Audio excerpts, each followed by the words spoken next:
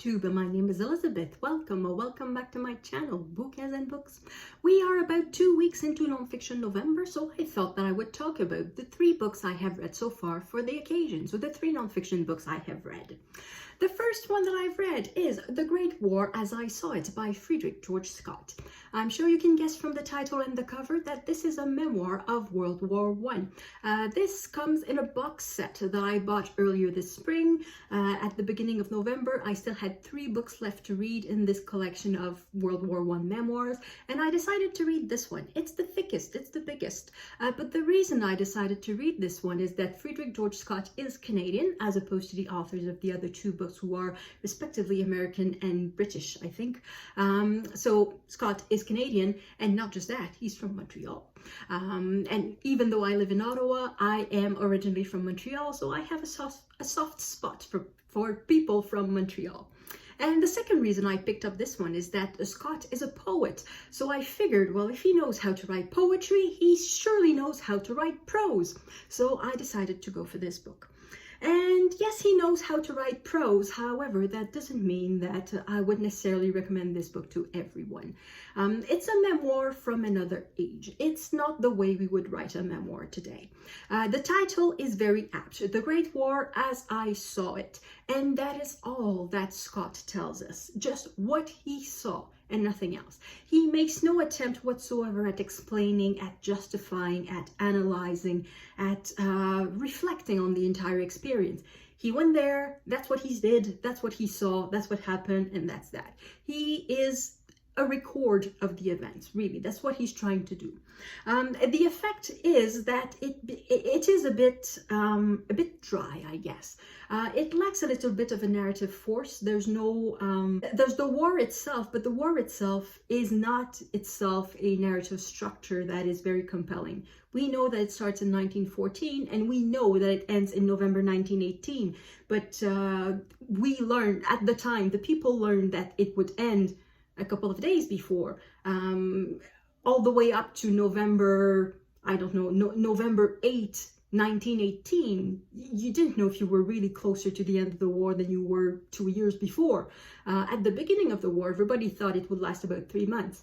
And 3 or 4 years later, you're still there. Are you any closer to the end? Yes or no? You can't really tell. So there's no natural narrative pull in the book. Also, it's a little bit repetitive. At first, it's quite funny because our protagonist, our narrator, is not really someone you would expect to go to war. When the war started, he was already 50-something years old, and he is a chaplain for a regiment based in Quebec City.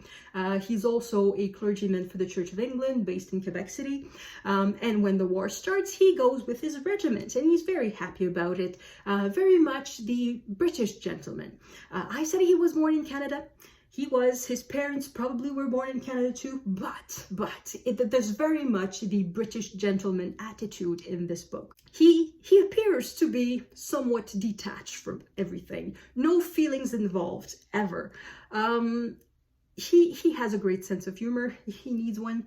There's something quite funny of seeing this man of about 50-something years old, used to a certain level of comfort, suddenly finding himself living in tents, in dugouts, in cellars, in various little rooms and country houses and farmhouses in England, not in England, but in France and Britain and Belgium.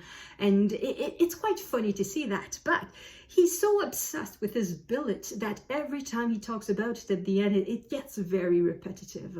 He talks a lot about the places where he stayed. There's quite a few funny passages when he tries to get a ride from one place to another. Now, of course, he was not important enough to have a car and a driver. He was just a chaplain. Well, he was a senior chaplain at some point, but he was not such an important personage. So, to get a ride, he quoted his favorite line from the Bible, "The Lord will provide." So what he would do, he would walk in the middle of the road, make sure that the cars and the trucks saw him, and force them to stop because he was in the middle of the road. And then he would go to the driver and quote his favorite passage from the scripture, "The Lord will provide, and the Lord has chosen you to provide me with a ride to that place." And almost always the driver would accept, and he would find a ride like that. So there's something quite funny in the book, but As I said, it gets rather repetitive, and also this lack of analysis, this lack of distance is in a way a little bit startling, because 100 years later, there's many people who are questioning whether World War I was worth fighting or not. And at the time, there was no question, and that's clear and transparent in the book. Scott assumes that every sacrifice was worth it, every life lost was worth it, every building destroyed, it was worth it, that this war needed to be fought to the end. Also, what is lacking in this memoir that we would see today is personal information. Scott had 3 sons who went to the front. One of them died, one of them was injured, and the other one survived more or less unscathed. And we don't even have their names. We don't even get their names. We have no idea how his wife reacted to all of that. There's not a single personal letter included in this. We can assume that he had discussions of spiritual nature, I guess, ethical nature, or things like that, with officers and soldiers. None of them are mentioned. He really just talks about what he witnessed.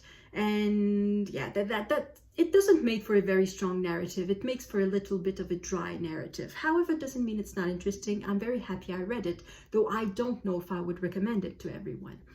There's one chapter in there that is particularly moving. It's the only chapter, in fact, that is moving in any way, shape, or form.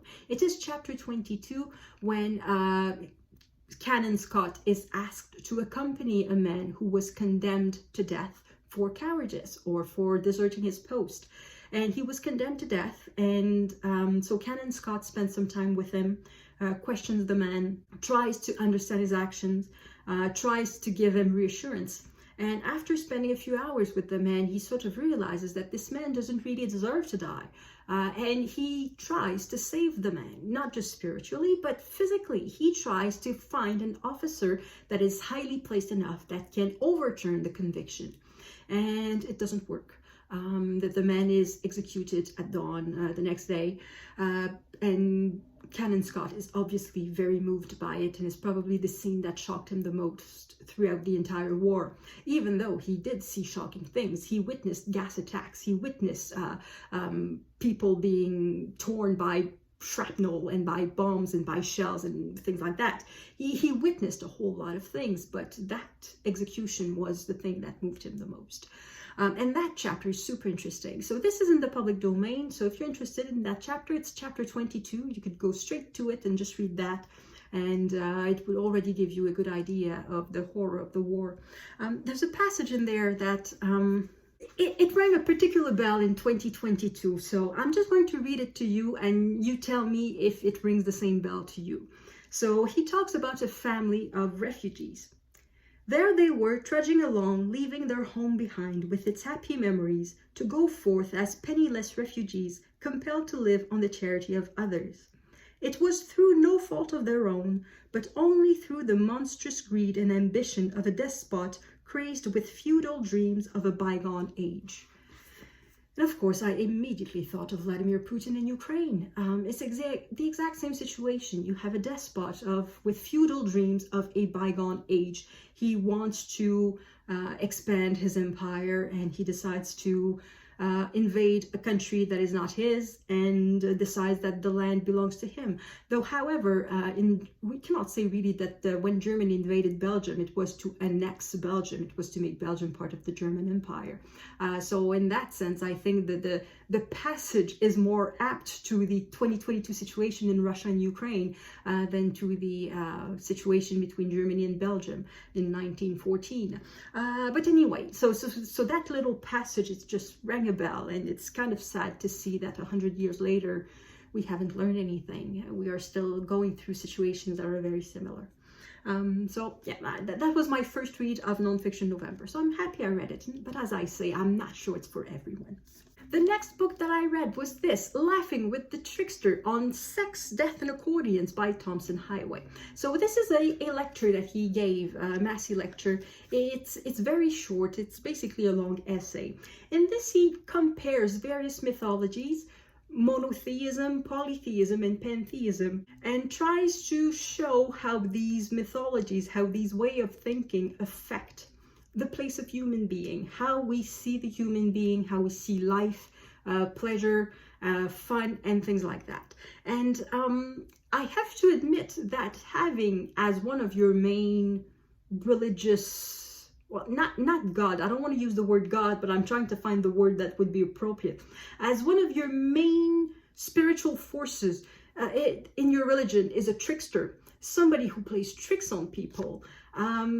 Maybe you're bound to have an outlook on life that is a bit happier than when your God is just the one and only God that punishes and that decides who goes to hell and who goes to heaven. On that, I'm with him. I agree that the type of gods that you worship may have a huge difference on the way you see life and the way you see pleasure.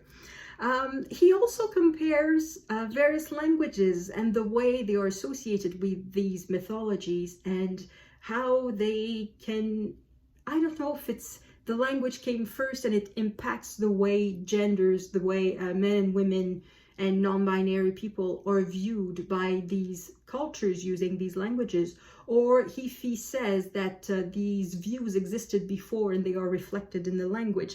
But he uses an example that I completely disagree with. He uses French to show that, A bit of context, in case you don't speak a word of French or Spanish or Italian or German or Russian or any other language other than English. In French and Italian and Spanish and Russian and German and pretty much every other language, nouns have grammatical genders. So for example, a book, it's not just a book, but any noun is a he or a she. It's not an it. It does not exist in French. So a book, for example, is masculine. That's a he. A cup, that's feminine. That's a she.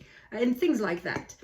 And Highway decides to use example from French to show that the position of women and men is somewhat linked with the grammatical gender of various nouns. So for example, he says that nouns associated with positive things like love, amour, laughter, rire, and happiness, bonheur, they are masculine, and some nouns associated with negative things are feminine, and the examples he gives are death, la mort, pain, la douleur, and sadness, tristesse. So these are feminine nouns. And he sort of uses that to show that women are seen negatively in French because we have negative connotations associated with feminine nouns. And it doesn't work. It just really doesn't work, because grammatical gender of a noun is just so random. It has nothing to do with the sex of a person and the way the person is seen. I could come up with plenty of counterexamples showing the exact opposite. For example, army is feminine, ballet is masculine. Does it have anything to do with the way we see the genders and with the qualities that we associate with the genders? A ballet dancer is something delicate, something supple, something effeminate, I guess. And in the army, you are very virile, very tough, very manly, very things you associate with men. And yet army is feminine and ballet is masculine. It just has nothing to do with anything. Another example, a body part of women, vagina. It's masculine, and he says how odd it is that this body part is considered masculine, while prostate is feminine. It has nothing to do. It just has nothing to do. Abstract nouns tend to be feminine in French, so that means that intelligence is feminine. Does it mean that women are considered more intelligent than men in French? Absolutely not, because stupidity is also feminine. It just has nothing to do. So that there were these few lines where I was thinking, I'm not quite sure that I agree with you there. In fact, I'm quite sure that I disagree with you there. But nevertheless, it was quite interesting. And I'm sure I want to read more Thompson Highway. This was my first book by this author, and I think he's quite funny. And even though he's wrong in his languages, the fact that he speaks so many languages is very impressive. He is a Cree from northern Manitoba, so he speaks Cree, it's his first language, and he also speaks English, obviously, and he speaks French, and of course I always find it very flattering when some particularly somebody who's indigenous, moreover.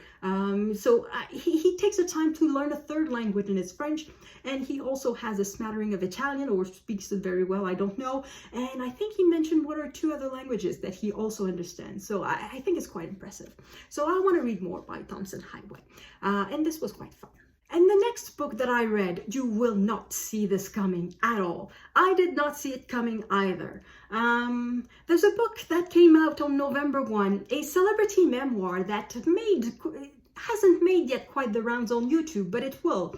And it's quite talked about in the book reviews, and you see interviews.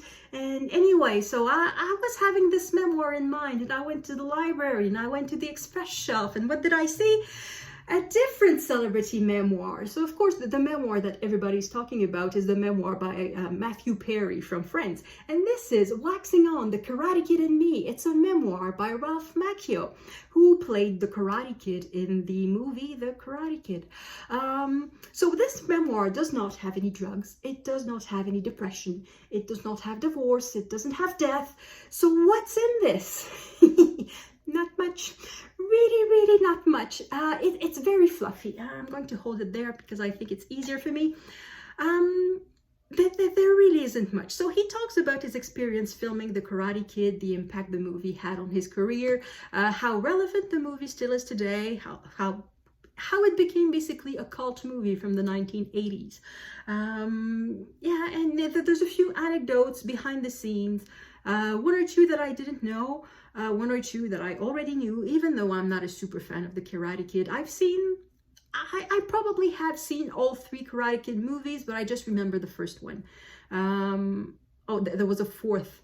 There was a fourth with, what's her name? Hillary? No, not Hillary. Hillary Swank, yeah.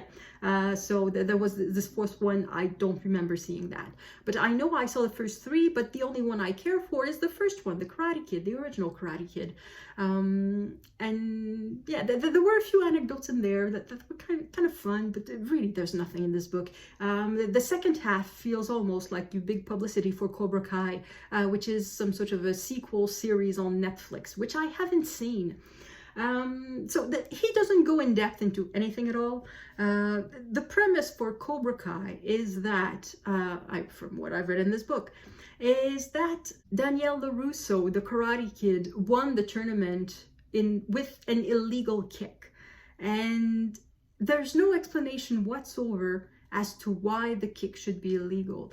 Because it's talked about in Cobra Kai, basically tells us just go watch the series, it's addressed in there.